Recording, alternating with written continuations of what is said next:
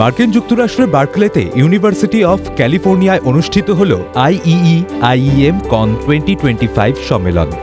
29 থেকে 31 অক্টোবর পর্যন্ত এই অনুষ্ঠান চলে।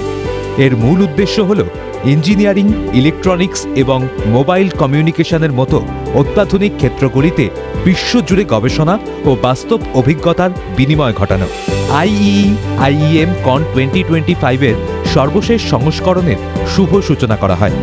অনুষ্ঠানের উদ্বোধন করেন সম্মেলনের জেনারেল ইউনিভার্সিটি অফ ব্রিটিশ কলম্বিয়ার কো-চেয়ার ডক্টর শন ভুম এবং ইউনিভার্সিটি অফ ক্যালিফোর্নিয়ার ডক্টর মোহাম্মদ রেজা আলম।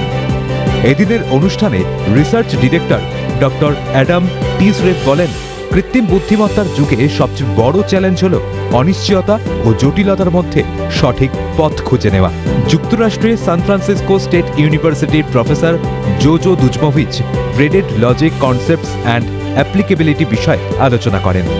এই বক্তব্যের মাধ্যমে তিনি তুলে ধরেন কিভাবে গ্রেডেড লজিক জটিল সিদ্ধান্ত গ্রহণকে আরও স্বচ্ছ, ব্যাখ্যাযোগ্য ও কার্যকরী করে তুলতে পারে।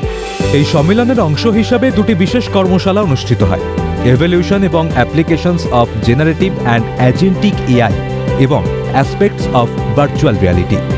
ইউনিভার্সিটি অফ ইঞ্জিনিয়ারিং অ্যান্ড ম্যানেজমেন্টের ডক্টর সুদীপ্ত সাহানা জেনারেটিভ ও অ্যাজেন্টিক AI এর দ্রুত বিকাশ, এর সৃজনশীল শিল্পে প্রভাব, অটোমেশন এবং মানব যন্ত্র সহযোগিতার ভবিষ্যৎ নিয়ে বিশদ আলোচনা করেন। দ্বিতীয় দিনের অনুষ্ঠানে মূল বক্তব্য দেন ডক্টর গাস হান্না। শেষ দিনের প্যানেলে আলোচনায় বিষয় ছিল এক্সপ্লেনেবল AI অ্যান্ড ইঞ্জিনিয়ারিং 5.0। এটি পরিচালনা করেন ডক্টর শন ভুম।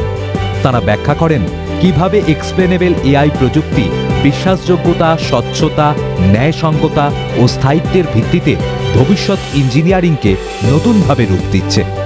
অনুষ্ঠানের শেষে IEM গ্রুপের পরিচালক প্রফেসর সত্যজিৎ চক্রবর্তী বলেন, এই সম্মেলন কৃত্রিম বুদ্ধিমত্তা ও তার সাম্প্রতিক উন্নয়নকে কেন্দ্র করে আয়োজিত হয়েছে।